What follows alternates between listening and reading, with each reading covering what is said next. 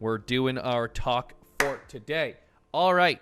We are going to have a quick little chat about our girl, Killjoy, because just like Breach, there's more people bitching on Twitter, and there's more people bitching on Reddit, dude. Guess what? Killjoy, she is not dead, all right? Let's just get through with that. Just get that out of your brain. Take it, pull it, put it somewhere else, and let's learn to be a little better at this game, and let's learn to be a little bit more open-minded to changes and before jumping to any crazy conclusions.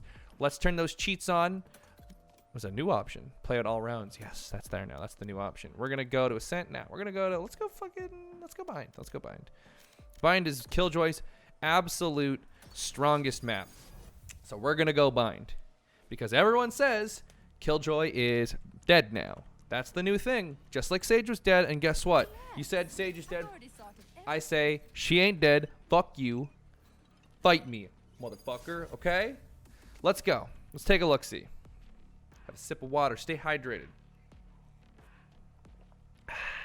Alrighty. So, Killjoy. Let's take a look at her changes while this game loads up. We're going to pop out of here. Check. And we're going to go bring up the patch notes. 1.11 patch notes. Valorant. Let's go to those patch notes. Where the fuck are they? Why is not the Valorant web page like the most prominent? Let's go to news. 111. All right, where's Killjoy? Killjoy. So Killjoy has a deactivation range of 40 meters, but her turret cooldown is now 10 seconds. That's a 50% cooldown reduction. And then her alarm bot is now 7 seconds. Slightly smaller range, but like that's still a really long range. And her nano swarm reduced range, damage increased slightly, and it also ticks smoother, so actually there's more than likely a chance that they will walk out of your thing taking more damage because it's ticking in smaller, faster chunks. So let's get in the match. Let's take a look-see. Turn our cheats on. Pause match timer. Pop, pop, pop, pop, pop, pop. And let's get some guns, just because it looks nice. All right, so the standard Killjoy setup. And for some reason, a lot of you guys don't know. We all know this, right? That's pretty basic. But for some reason, I see a lot of Killjoy players, and none of you are doing literally the strongest setup on the planet. Placing swarm grenade. Placing swarm grenade. I don't think you understand how strong this is. You cannot come. You can, especially with the reduced range. You might see this one, maybe. Taking the time to like jiggle yourself out to peek that and hear that and see that, especially when you have a turret here, you have a person playing back here, you can't do anything. So you're jumping out and you're dying. Especially with the increased damage here, you are instantly dead. 90% of players just die instantly unless they're taking the time to shoot that. And the thing is your alarm bot, depending on how far in and out you can place it, your alarm bot most of the time will detect them when they're standing on top there, and it'll freak out. So you can literally just go pop and shoot them while they're standing.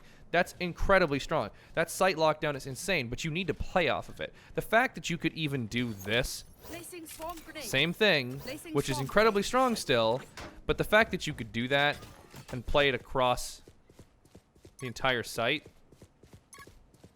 you can still use the mollies, but like the fact that you could play the other site and have an insta-kill, guaranteed safe stop is kind of ridiculous. The fact that that even existed, the fact that you could have that much pressure, especially once the first round that someone encounters that, they don't know.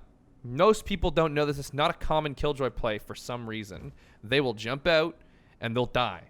And then they now have that insane looming pressure. That pressure plus you physically having your body over there is stupid. It's insane. Why do you think she had a very high play rate in the pro games, especially on this map? She's good. She's incredibly powerful. But now, let's take a look at something. Okay, they're hard pushing A. We're going to run, and we're going to double call back. We just pulled them both back. Ooh, I'm going to have to turn ability cooldowns off to see that. Infinite abilities off. Let's drop these both up. Okay. All right, so we'll be chilling here, and then we're going to run to the other site. We're going to call them both back immediately. Go, go, go, go, go, go, go. They're running. They're executing the site. Oh, no. Or maybe your team is holding them off. Regardless, if their team has held them off, then awesome. You can push out. You can even do safe checks like this that checks enemies. You can here place this from over here completely in safety. Prevents people from walking around behind you. There's all these things you can do. Or you can take it. Let's put infinite abilities back on. And you can place that here to stop people from flanking as you slowly work to clear the site. It's incredibly powerful, the fact that I can rotate. And you're always playing around your util. And that's the intended design for Killjoy, is to play around your util. And it's just a little bit absurd, the fact that people thought that much pressure around the map was a fair thing. It's just like Sage. Sage could cover massive areas and just play reactionary with her stupid, like, invincible wall for little to no effort. It was always just an incredibly low amount of effort to get an incredibly high amount of value. And that's another thing about Killjoy. Her utility did that. So this applies to Cypher as well, actually. If we switch on over to... Actually, we don't even need to switch to Cypher. To be honest, we don't even need to. Our boy Cypher... His camera gets revealed, and it turns off when he's dead. That's cool. It doesn't really do anything. His camera already lost its ability to be used every single time that he died anyways. So it doesn't really change anything. The tripwire one's kind of big. That's a bit of a big nerf, but he kind of needed it. He was the highest win rate and highest percentage played character in the entire game. Without a doubt. Without question. And of course that needed to happen. He is the info broker. That's why everyone likes him. He's playing for info. He's not the same as Killjoy. Killjoy couldn't have that info that Cypher does. Cypher has still that info that Killjoy does. But Killjoy has that info, and kill potential was far too strong. Kill potential with info is too much. So now Cypher just has info and no kill potential. His abilities don't provide kill potential. I mean, yes, they do. It's info. But they don't have damage and threat the way that abilities like these, like you jumping out to sight, being spotted, and then boom, boom, being surrounded by instant death. Right? You insta-die for that shit. But Cypher, not so much. It's not that big a threat. It's something that I don't understand why people get so butthurt about. The fact that people freak out that hard. And there's a multitude of different ways you can play. The thing is, I'll play Killjoy when I play her, and I will swap up my bot location every time. I'll have this hard guarding this really good, so that way they can't push up through here, and I can completely leave this part and never peek it and just play like this and play around here and just play around hookah and spend all my time focusing there and let that take care of it. And that's a full lockdown. And this is different. It's different than the whole needing to leave your shit here and go leave the site. The fact that any of that was a thing is insane. Now I have to go leave the site and take my abilities with me like every other character. Brimstone. Oh, I used some smokes here. Well, you're never getting those back, and you have to go to the other site, and you've used all your util. See, even with Omen, he gets a regenerating smoke, but you've used your blind, you've used your TPs trying to do some crazy shit, and Omen's incredibly strong, and he's my favorite character, and it doesn't matter. He doesn't bring his util to the other place, except for his smoke.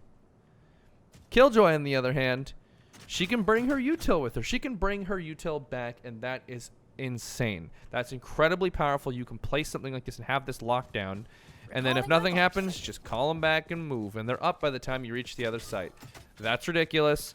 Don't ask for more than that. You're asking for a busted character. If you didn't find her busted when you were playing her, you're playing it low elo and you're bad at the game. Get gooder and counter people who are really good with Killjoy and have the aim to back up her ability presence, and she becomes a fucking monster. Especially some really aggressive Killjoys. Now, it prevents Killjoys from being a little aggressive because you can't have her watching your flank. And that's another thing to talk about, is our girl Flanky Killjoy.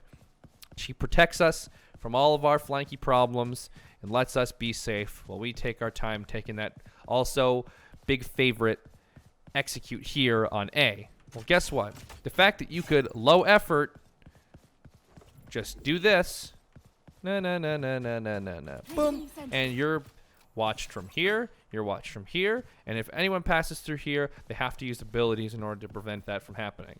That is incredibly, incredibly powerful. And it can still work because you can just play it here at this angle here and just watch the flank like you should do as a sentinel while your team executes. But that's another thing, is you can drop it, play the angle here, and while your team goes to execute, you pull the bot back and then push. And then by the time you're in on the site and you're post-planting and you've secured some space, now we can reset up. Alarm bot Place out. that in here. Place this up here. Oop, not there. Calling my bot.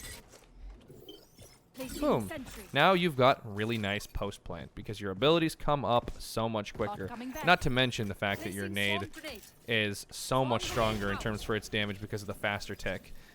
It's just a lot better because that the times that people will Placing hear swarm that nade grenade. go off Swarm grenade and they'll be like, out. oh shit, and they dip into it, they're still going to take little bits of chip damage where they don't normally take that with their nades. Like it's the potential value has been increased honestly from Killjoy, but it's the ease of access value that was I guess the best way to put it is her skill floor was raised, but her skill ceiling was raised. So I personally, as somebody who plays in high elo, I find that to be a net positive. This game is supposed to be a skillful game. It's about seeing you have impact with your abilities, being good at something, being worth something.